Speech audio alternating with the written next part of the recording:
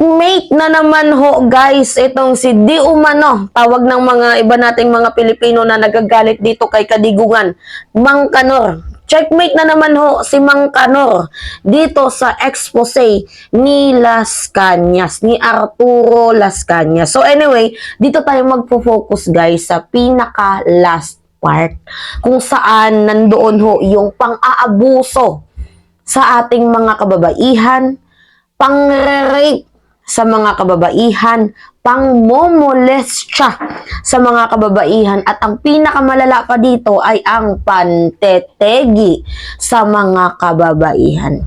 So, yan ho yung i-discuss natin ngayon na talagang nakaka-shock na revelation coming from the, BFF ni former President Rodrigo Roa Duterte na dating hitman, Di Umano, ni Kadigungan noong mayor pa lamang siya, dahil itong si Las Cañas ay miyembro ng DDS, ng Davao Death Squad. So anyway, itong testimony ho ni Arturo Las Cañas is accepted by ICC. Kaya nga, in-interview siya ulit for the part 2. And nakakakilabot from the very start na itong si Dilima, kamuntik-muntikan na din palang mawalan ng hininga, 'di ba? At ito yung nakakaawa sa part na to na mayroon hong pag-uutos, pang-aabuso sa mga kababaihan. Dito ho ako magfo-focus ngayon. Talaga nga naman na nung panahon ni Digong, nabulag tayo sa mga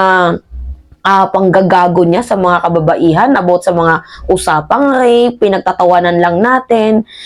Sa gitna ng kanyang mga joke, meron palang dark side na tinatago, at ako po ay nalulungkot para ho sa ating mga kababaihan na nabiktima ng karahasan na ginawa ng dating Pangulong Rodrigo Roa Duterte, Di Umano, sa interview dito kay Las Cañas. Anyway, madami kasing nagtatanong sa akin. Wait lang ha, segue lang muna natin kasi ilang days din akong walang vlog. So, nasa bakasyon po ako nun guys, and dapat sana doon ako sa Manila nun, but then meron hong nangyaring emergency, so kailangan ko umuwi at kailangan ko na naman magstay dito.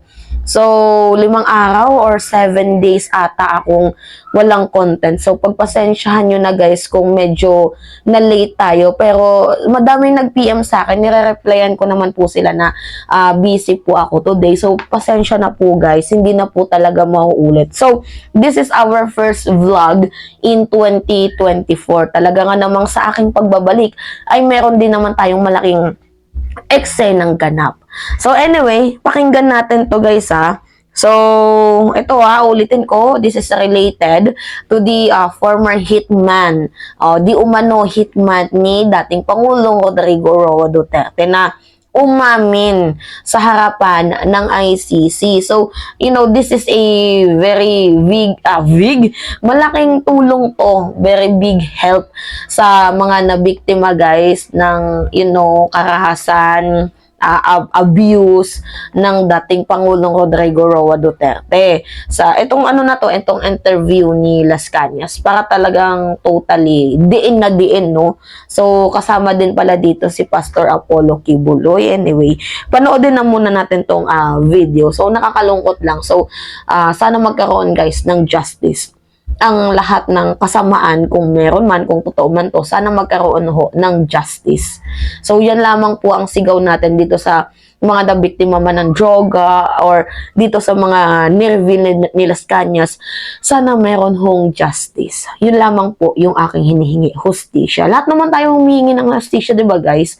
So pakinggan nyo to ha, ito yung pakinggan nyo. Nakakalungkot lang kasi ito that the death squad killers themselves were asked by Duterte to ulitin natin ha. Yes. Did I hear you correctly on that? Yes, I with bug pushers. You said that the death squad killers themselves were asked by Duterte to rape? Yes. Did I hear you correctly on that? Yes, I witnessed it. You witnessed it. Yeah, not only here, Duterte instructed to rape these suspected female drug users, but also we were required to be an audience during the during the rape investigation or investigation with rape. So, who raped? Who did the raping? Well, mostly, Your colleagues. no, they were civilian assets from Civilian assets. from Okay. Andaw rebel authorities. And they were present during that investigation in Laod Quarry. Yes.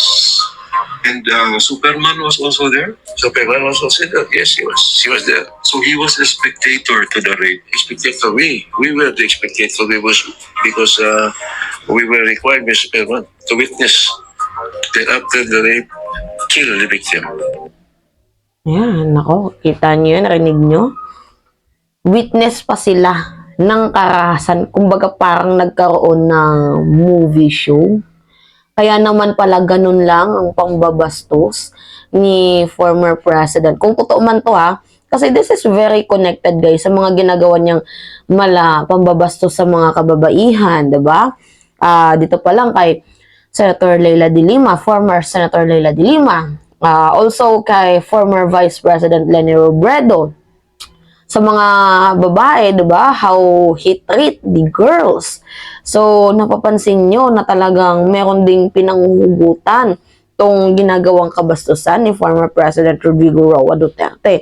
At yung nakakalungkot pa dito, kumbaga parang nagkaroon pa ng isang movie show, 'di ba? For adults. Alam nyo na yun guys, no?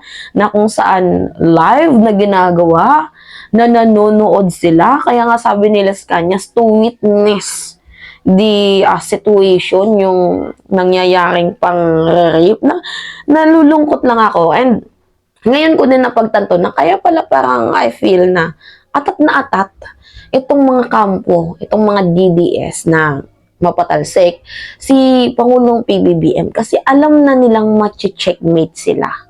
Yun yung napansin ko lang guys machi-checkmate ng machi-checkmate at lalabas ang totoong baho at kulay nila. Kasi si Pangulong PBBM, hindi ho sumusunod sa yapak nila or sa utos nila eh. Mayroong sariling desisyon ng ating Pangulo. So, that's why, na atat silang patalsikin itong si Pangulong PBBM. Nang sa gayon, magawa nila ang kanilang mga mithiin, ang kanilang mga gawain. Which is, nakakalungkot lang na bakit kailangan pang mangyari yung mga ganitong sitwasyon, no? Nalulungkot lang ako sa ating mga kababaihan.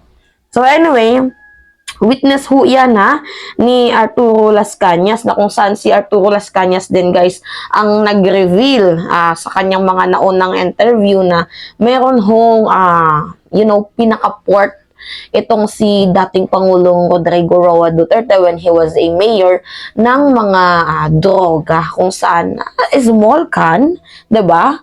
Ang laman pala nun ay mga droga na in-expose other countries palabas ng ating bansa. So, nakakagulat isipin kasi ang taong, ayaw sa droga, malalaman natin, ay isa palang Lord of all the drug lord of Southern Philippines na siyang ni-reveal ni Arturo Las Cañas nung part 1 ng kanyang interview. And yung dito na nakakalungkot sa this part is yung part 2 na kung saan merong, yung mga kababaihan inabuso. Kaya nga, nag-react ako. Hindi ako nag-react doon sa gagawin nilang plano kay Dilima. Although expected ko na yon, kung sa part 1 pa lang na binasa ko, expected ko na talaga yon. Pero yung sa ginawa nilang sinabing pang-molestya, pang-rape, abuso sa mga kababaihan, doon talaga ako, kumbaga, na-turn off.